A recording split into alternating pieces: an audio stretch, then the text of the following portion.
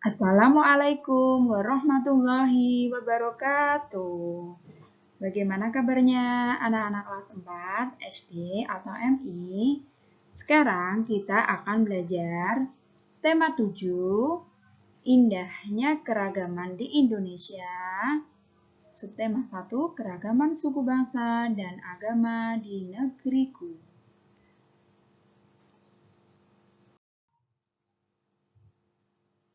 Nah, bangsa Indonesia terdiri atas banyak suku bangsa. Suku bangsa apa sajakah itu? Sejak dahulu, bangsa Indonesia hidup dalam keragaman. Kalimat Bhinneka Tunggal Ika pada lambang negara Garuda Pancasila itu bukan cuma slogan ya, tapi Bhinneka Tunggal Ika itu adalah semboyan bangsa kita ya. Dan lambang negara kita adalah Garuda Pancasila. Berdasarkan sensus BPS tahun 2010, bangsa Indonesia ini terdiri dari 1.331 suku. Banyak sekali ya. Nah, tetapi walaupun jumlahnya banyak sekali, kita harus tetap damai dan rukun. Di sini ada suku Dani dari Papua. Ini ada suku Tengger dari Jawa Timur. Dan di sini ada suku Nias. Nah, ini hanya sebagian kecil saja. Di Indonesia terdapat ribuan suku bangsa. Setiap suku bangsa kemungkinan memiliki cara hidup yang berbeda. Salah satu contoh perbedaan cara hidup adalah transportasi. Pada zaman dahulu, alat transportasi menggunakan tenaga hewan. Nah, bisa dilihat di sini ada delman, di sini ada pedati sapi, dan di sini ada pedati kerbau.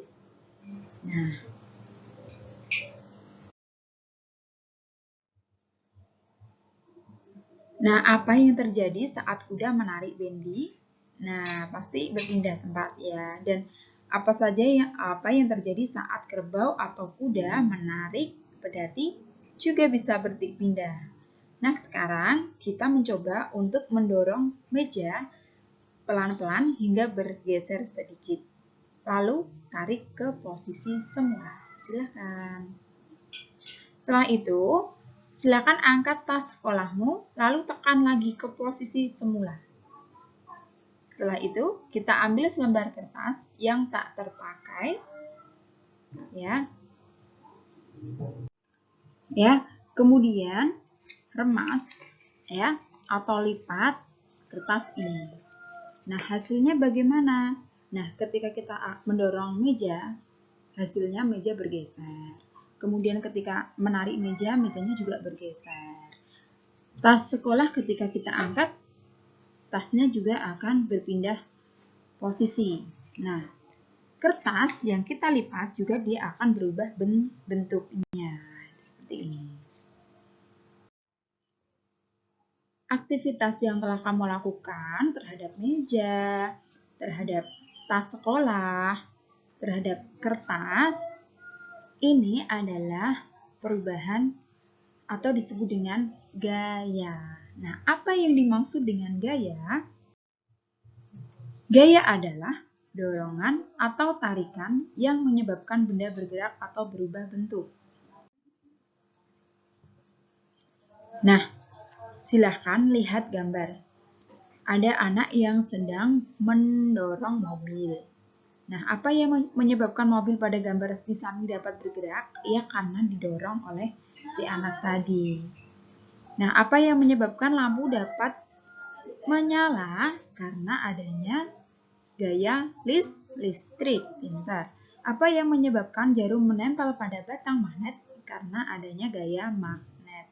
Apa yang menyebabkan buah jatuh dari pohonnya? Karena terdapat gaya gravitasi bumi atau gaya tarik bumi. Nah, silahkan kita mengamati kejadian yang menggunakan gaya otot. Nah, di sini ada anak yang sedang melaksanakan tarik tambang.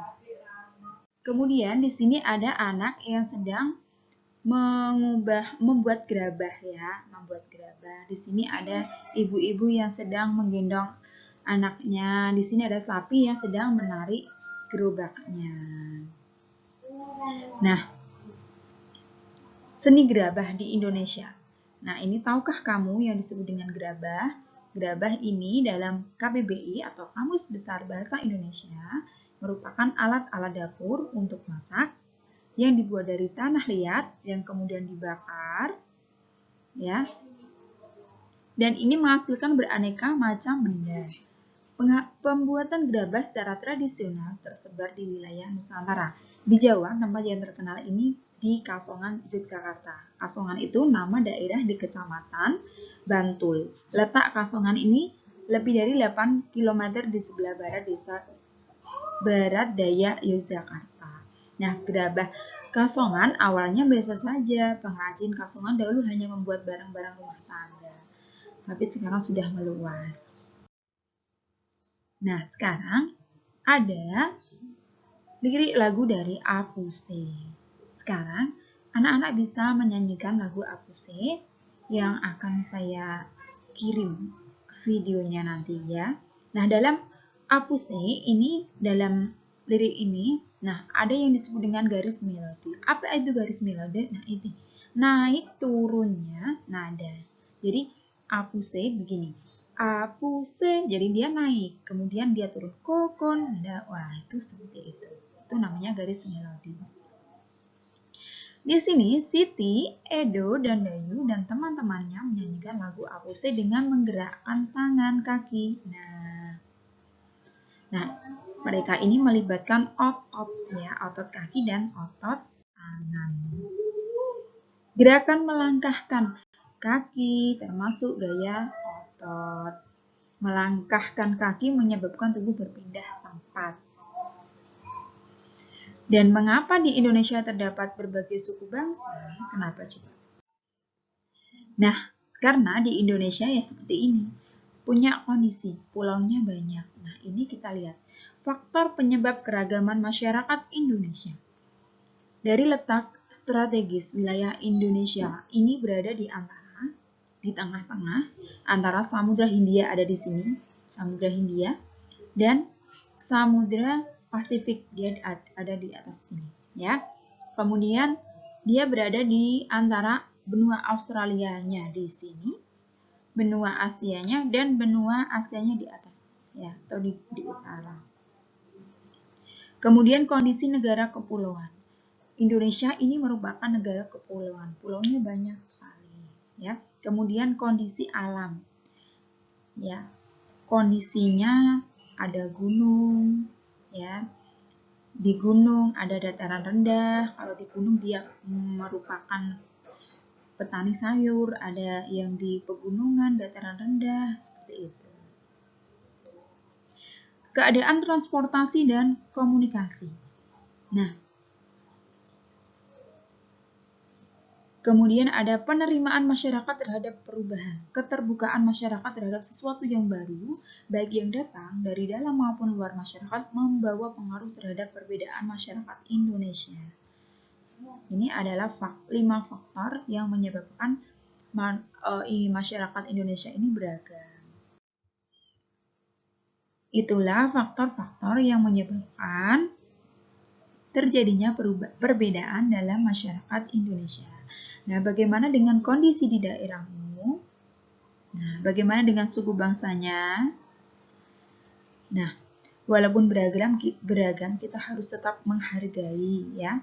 Kita harus hidup berdampingan dengan mereka, dengan hidup damai, rukun, ya. Nah, ini adalah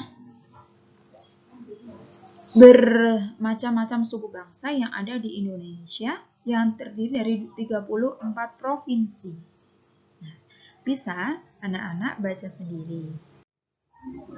Nah, kita telah mengetahui keragaman suku bangsa di Indonesia dan faktor penyebabnya. Adakah keragaman lain?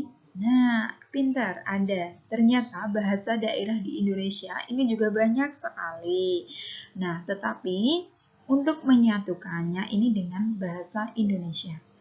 Nah, bahasa ini menjadi alat berkomunikasi ya. Contohnya kita sebagai orang Jawa, kita menggunakan bahasa Jawa. Tetapi untuk orang Sumatera, Bali, dan Kepulauan Nusa Tenggara, itu atau Kalimantan, Sulawesi, Maluku, Papua ini memiliki bahasa yang banyak sekali.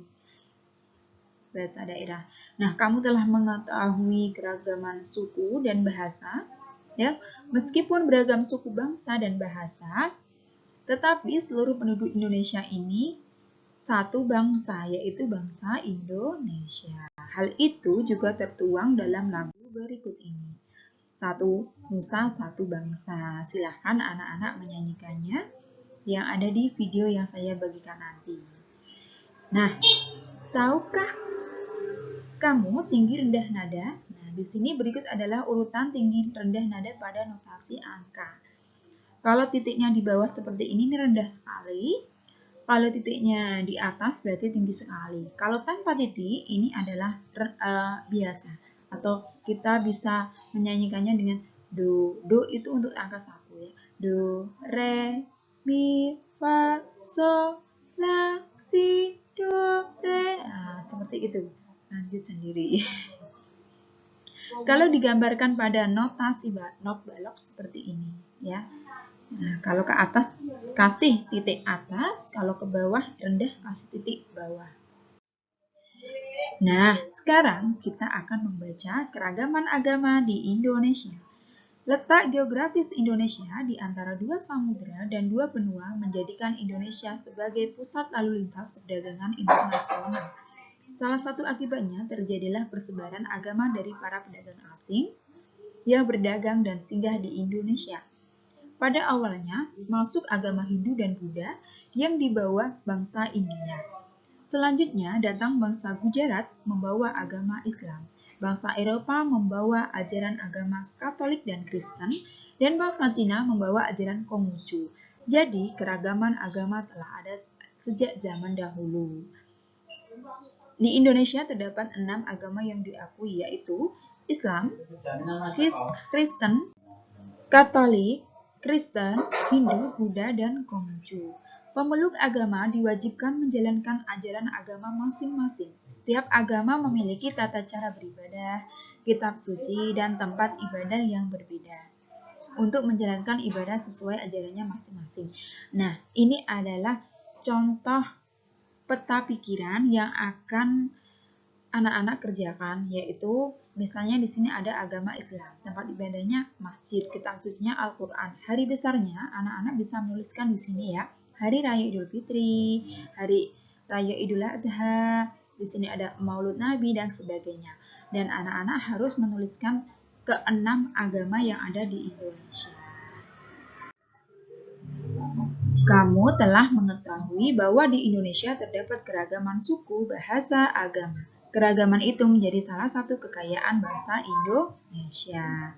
Nah, di sini ternyata selain itu, lagu daerah di Indonesia juga kaya sekali. Di Indonesia yang terdiri dari 34 provinsi, ternyata memiliki lagu daerah masing-masing. Nah, anak-anak bisa membacanya sendiri ya. Nah, sekian anak-anakku, jangan lupa mengerjakan tugasnya.